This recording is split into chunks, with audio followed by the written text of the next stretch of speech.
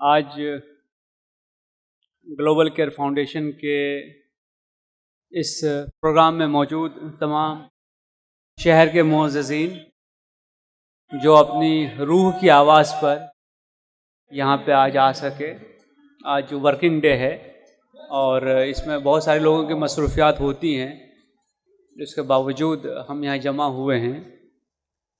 پچھلے سال بھی ایک گفتگو ہوئی تھی، حالات بڑے نامساعد تھے، کورونا کا دور تھا، جیلوں میں جانا مشکل تھا.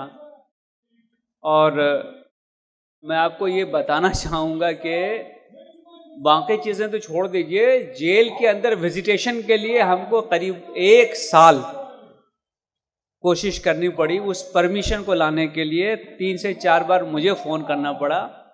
آخرش پرسوں جب میں نے فون کیا کہ بھائی میں نے یہ کام بتایا تھا تو مجھے بتایا گیا کہ نہیں، اس کا پرمیشن دے دیا ہے، اس کا اپروول ہو گیا ہے. عابد ہمارے سامنے ہی موجود تھے اس وقت. میں یہ بات اس لیے نہیں کہہ رہا ہوں کہ اس میں کوئی اپنی واہواہی مقصود ہے، بلکہ اگر میرے جیسے شخص کو 4 بار فون کر کے اور 1 سال کا وقت لگتا ہے یا کم سے کم 6-8 مہینہ لگتا ہے اس کام کو کرانے کے لیے کہ گلوبل کیئر فاؤنڈیشن جیلوں کے اندر جا سکے، جو قیدی ضرورت مند ہیں ان کی مدد کر سکے، تو آپ کے تعاون کے بنا اس فاؤنڈیشن کا کیا حال ہوگا، اس کا آپ خیال کر سکتے ہیں، اس کے بارے میں آپ سوچ سکتے ہیں.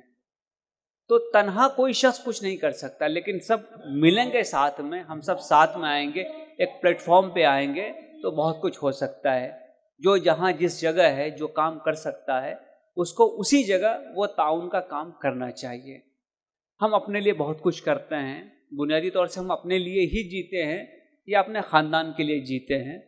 تھوڑی سی اس فطرت کو اگر ہم بدلیں اور ہم لوگوں کے لیے جئیں، سماج کے لیے جئیں، اوروں کے لیے جئیں، تو مجھے لگتا ہے کہ وہ خوشی جس کی تلاش میں ہم مارکیٹ، مال، ملٹی پلیکس، ڈسکو، بار، ریسٹورنٹ اور ان تمام سے اگر اوب جائیں تو کوئی مذہبی جگہ ڈھونڈ لیتے ہیں، شاید وہاں جانے کی اتنی ضرورت نہیں پڑے گی.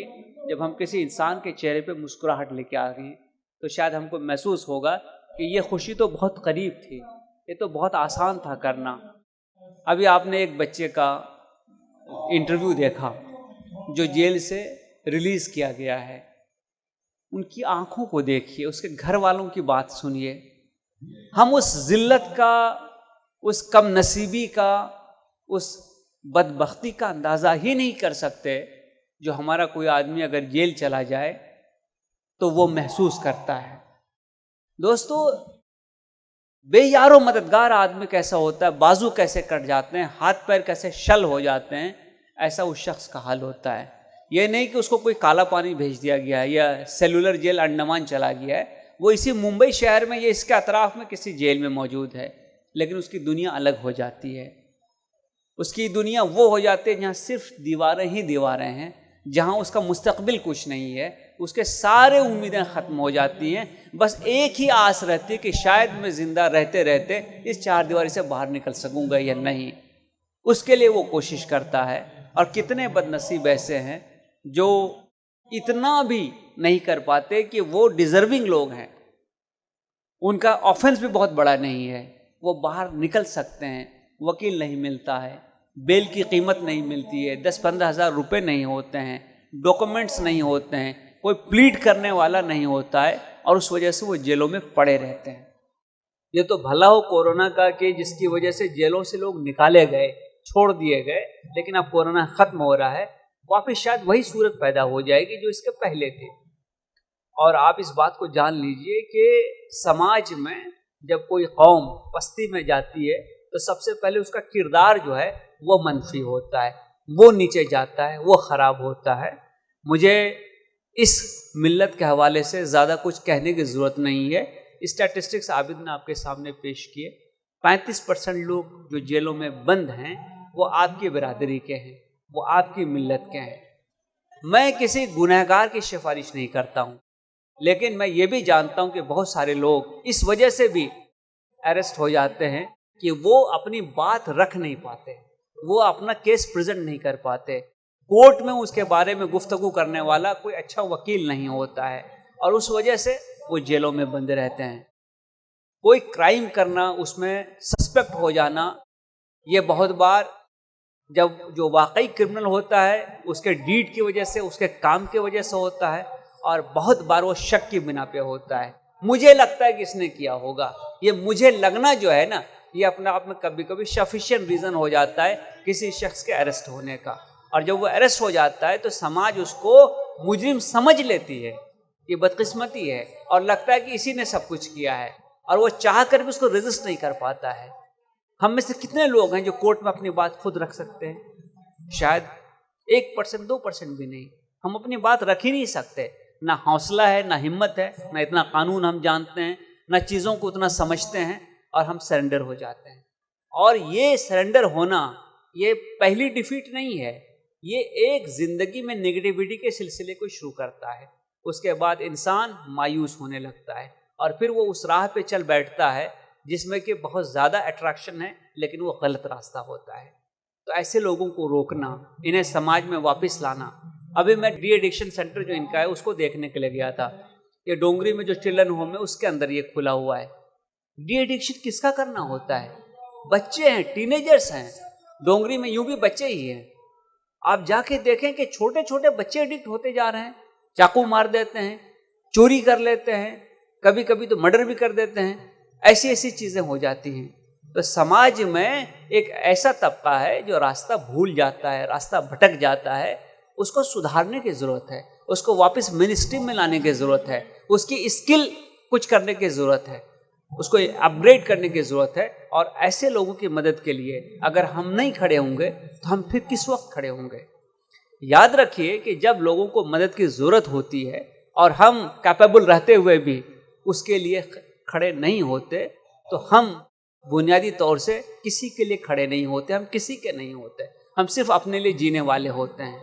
और मैं आपको याद दिलाऊंगा कि कुरान में सूरह तौबा में जहाँ के सज़ा और जज़ा इस हवाले से दुनिया में फ़ैसला अल्लाह ने नाजिल किया, सादिर किया, वहाँ पे जो ऐसे लोग, हम जैसे लोग, जिनके के अमाल में कुछ अच्छे भी हैं, कुछ बुरे भी हैं, गलतियाँ भी हुई हैं, कुछ अच्छा काम भी हुआ है, उनको इस पर तौबा करने और रब को खुश करने के लिए सदका करने की हिदायत दी गई है। दो ही चीज़ें हैं वहाँ पे, एक तो आप तौबा कीजिए और सही रास्ता पकड़िए, और अपने इन चीज़ों को मिटाने के लिए और अल्लाह को राज़ी करने के लिए सदका कीजिए। सदका क्या है? अपने माल का एक हिस्सा लगाना, अपने माल का एक हिस्सा राह खुदा में लगाना। इससे बड़ी और क्या सादत हो सकती है कि हम किसी इंसान की ज़िंदगी को संवार दें, उसमें कुछ कंट्रीब्यूट करें, कुछ हाथ अपना लगा दें, अपना कुछ माल हम सदक़े के तौर पे उस राह में लगाएं। ज़कात बहरहाल हम लोगों पे फ़र्ज़ है और ज़कात हमें अदा भी करनी है। उसके अलावा ये कई गुफ्तगू हुई, कई फ़ंड के सोर्सेज बताए गए। ये हम कब करना शुरू करेंगे, ये सवाल है। बजट देखिए ग्लोबल केयर फाउंडेशन का कुछ लाख का है, कुछ लाख का बजट है। एक यूरोप का टूर भी इससे ज़्यादा पैसे में होता है। तो क्या हम इतना भी नहीं कर सकते कि हम इसको मजबूत करें? हम खुद नहीं कर सकते हैं, हम वक्त नहीं दे सकते, हम कोर्ट में खड़े नहीं हो सकते, तो कम से कम वो दीवाने जो इस काम में लगे हुए हैं, हम उसके हाथ को मजबूत करें, उसको तक़वियत दें, उसको इनकरेज करें, उसको प्रमोट करें, और ये कहें कि तुम बढ़ते रहो, हम तुम्हारे साथ खड़े हैं। याद रखिए, दीवानगी अपने अंदर एक इम्पॉर्टेंट सिफत है, लेकिन रिसोर्स के बिना कोई भी दीवानगी मंजिल मकसूद तक नहीं पहुंचती है। ये चीज़ें हैं, इसमें प्रोसीजर है, इसमें वकील लगता है, इसमें कोर्ट की फ़ी लगती है, इसमें बेल बॉन्ड लगता है, इसमें पैसे जमा कराने पड़ते हैं, इसमें डॉक्यूमेंट क्रिएट करने पड़ते हैं, सारे डॉक्यूमेंट लाने पड़ते हैं। आप अगर कोर्ट की आप पेशी देख लीजिए, सैकड़ों पेजेस की होती है, इसमें पैसे लगते हैं भाई। और ये पैसे इन लोगों के पास नहीं है, ये पैसे समाज से आने हैं। तो जब तक हम समाज के तौर पे इनके पीछे खड़े नहीं होंगे, मुझे लगता है कि ये जो चिराग जल रहा है, जिसकी लौ तेज़ होती जा रही है, ये चिराग बुझ जाएगा। तो इसकी लौ को बढ़ाना, इसकी रोशनी को बढ़ाना और चिराग से चिराग जलाना, ये समाज के जिम्मेदार शख्स के नाते मैं समझता हूँ कि हम सब की जिम्मेदारी है। खुदा करे हम इस जिम्मेदारी को पूरा करने के काबिल बन जाए। शुक्रिया।